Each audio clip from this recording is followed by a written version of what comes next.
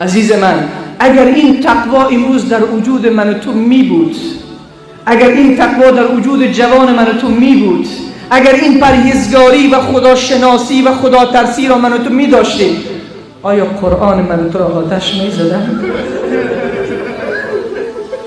این قرآنی که برای نجات من و تو آمده، این قرآنی که برای نجات من و تو آمده، این قرآنی که زندگی می بخشد، خبر نداری که در همین هفته این قرآن من تو را آتش زدن؟ چی کردی؟ چه عکس العمل نشان دادی؟ چند بار به صفحات تیک تاک و صفحات فیسبوک رفتیم و گفتیم ما توبه میکنیم، برمیگردیم به سمت خدا میرویم، دیگر گناه نمی کنیم، دیگر این فجایع را انجام نمیدیم. چند بار امروز ما از مسیر حق منحرف شدیم، ما راه خدا را ترک کردیم، تقوای الهی در وجود ما نیست. قرآن چی گناه دارد که آتش زده شود؟ این کلام پروردگار ما گناهش چی است؟ و قال الرسول یا ربی ان قوم اتخذوا هذا القرآن مهجورا. از این درس نداریم که روز قیامت رسول معظم اسلام بیاید و صدا بزند ای الله این امت من قرآن را ترک کردن. و قرآن که کلام رب است، گناهش چیست که باید به آتش سوزانیده بشود؟ جز از غفلت ما انگشت کفار سر نبض جوان گذاشته شده که جوان امت پیامبر مثل عمر مختار زنده است. عمر مختار، من گفتم که اون میگفت روز خواهد شد ای انگلیس، ای بریتانیا، ای ایتالیا، روز خواهد شد که امت پیامبر جوانان شما در برابر شما استاد میشوند و شما را به جهنم وصل میسازند. اما امروز قرآن را آتش میزند. یه از کجاست؟ از ماست که بخواست. ما این راه ها را باز کردیم، ما محبت نکردیم به قرآن، ما عمل نکردیم به قرآن، ما دور خوابیدیم از قرآن، ما نخواندیم قرآن، ما با چشم خود نمالیدیم که امروز به آتش مالیده می شود. این کلام رب ما در حالی که نزدیک به 2 میلیارد مسلمان در کره زمین است. چه کردیم؟ از این شعار تو خالی چی می براید که ما برویم فقط شعار بدیم؟ از این شعار چیز ساخته نیست عزیز من. قرآن عمل میخواهد، قرآن پیروی میخواهد، قرآن میخواهد به گرد شرق بزنی، قرآن میخواهد به سینه‌ات بمانی. از اینجا بیرون شدی برو به سمت قرآن، بگیر بگو ای کلام رب، ای کلام پروردگار من. امروز خالد نیست، امروز عمر نیست، امروز عثمان نیست، امروز علی نیست، امروز اصحاب پیامبر نیستن که تو را آتش میزنن. از من چیز ساخته نیست، ایمان من ضعیف شده است. دیگه هیچ راهی نیست عزیز من، دیگه هیچ راهی نداره. پس اگر میخوای مثل یوسف باشی، عهد محکم به الله ببند، تعهد محکم به الله ببند، گریه کن، از خدا بخوا که خدایا به من قوت و ایمان نصیب بگردان، شجاعت به من نصیب بگردان. یک کسی بیاید در ملای عام ویدیو بگذارد، کل دنیا هم مسلمان ببیند، خواهری که در تیک تاک مسلمان است با اون لباس برهنه و با اون اشوه‌گری هایی که دارد، مگر نمیبیند که به قرآن آتش زده میشود؟ مگر جوان نمیبیند که به قرآن آتش زده میشود؟ هر روز 1000 لعنت نثار علما میکنند، مگر مردن کورن که امروز به قرآن آتش زده میشود؟ از ما صدایی بر نمیآید. 56 کشور اسلامی داریم. اگر اینها انسجام می داشتن، اگر به معنای واقعی بندگی می داشتن، اگر به معنای واقعی امت بودن را می دانستن، چه اتفاقی می افتاد؟ این سخن مفت نیست. بیاندیش قرآن را کسی برود آتش بزند، نام الله را آتش بزند، برنامه زندگیت را، قانون تو را، اون که وعده جنت به تو میدهد آتش میزند. پس پیامی که قرآن به تو دارد و پیامی که از این داستان به تو دارم عزیز من، اون این است که از ته دل یک خواهش از تو دارد، یک خواهش از تو دارد، ولی الان قلبت سوز دارد، الان چشمت اشک دارد، هنوز من میدانم دل تو درد دارد. شاید اون انسان به دست تو بیاید تکه و پارچه‌اش بکنی، اما این را بدانی قرآن این را هم از تو نمیخواهد. قرآن فقط از تو میخواهد که به اون عمل بکنی، به اون عمل بکنی.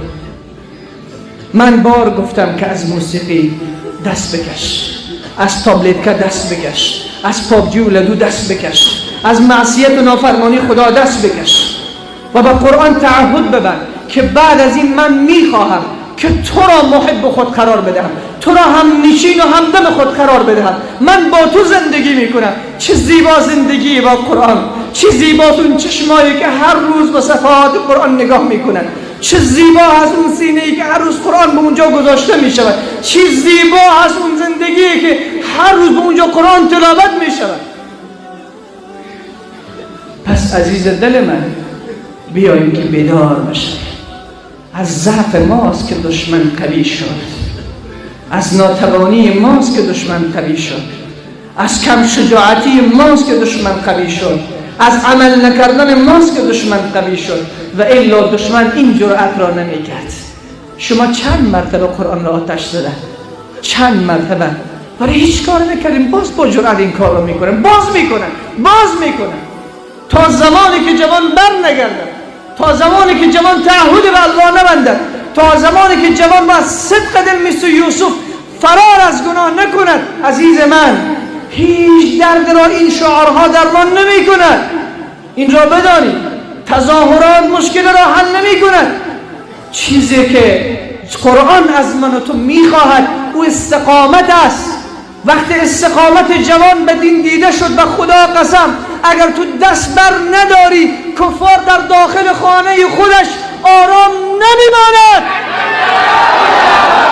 چون وقتی ایمان در سینه تو باشد، کسی را از انگلستان میفرستد که برو به مصر ببین که جوانان به چه حال هستند، ببین که مردم به چه حال هستند. یک جاسوس انگلیسی را میفرستد. اون جاسوس میآید، وقتی میآید در یکی از نمازهای صبح در مسجد بزرگ مصر داخل می شود، می بیند آنقدر انبوه بزرگ، آنقدر تجمع بزرگ، آنقدر جوانان در صفها استاده هستند که در مسجد جای برای استاد شدن نیست و در اون داخل محراب خوانده می شود تبارک الذی بیده الملک و هو علی کل شیء قدیر.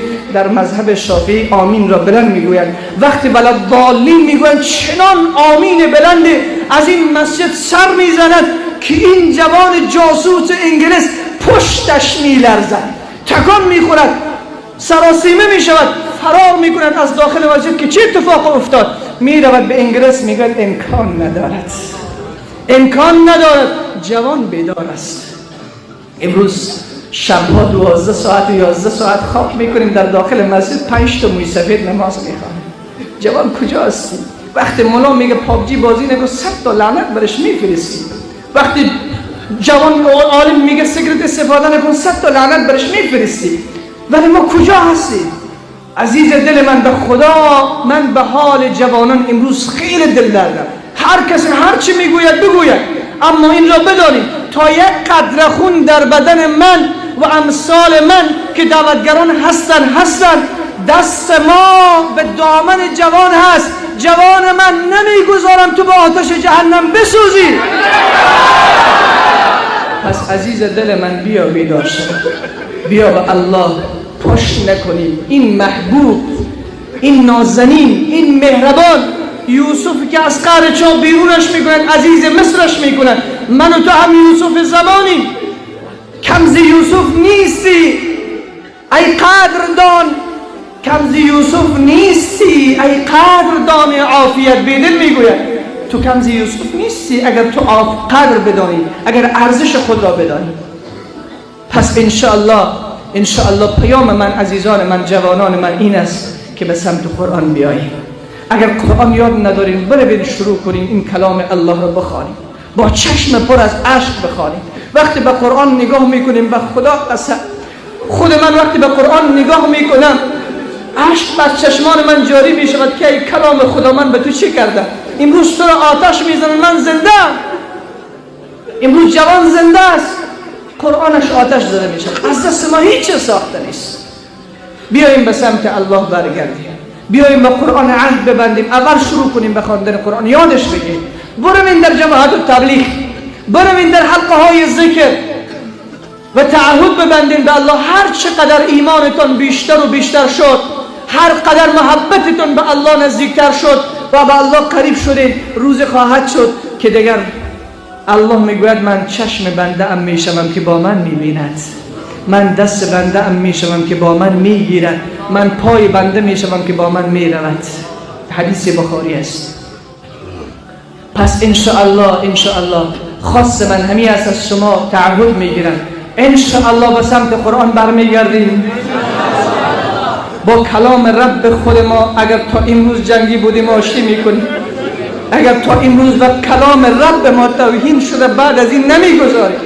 فقط از عمل من و تو، از تقوا و گریه من و تو هست، از خدا ترسی من و تو هست، از ترک گناه من و تو هست. فقط در صفحات، در هر جایی که هستی عزیز من، از قرآن کلام رب دفاع بکن، برو نصیحت بکن. خواهرهای در صفحات تیک تاک است که میتوانی نصیحتش بکنی و دست از گناه بردارد.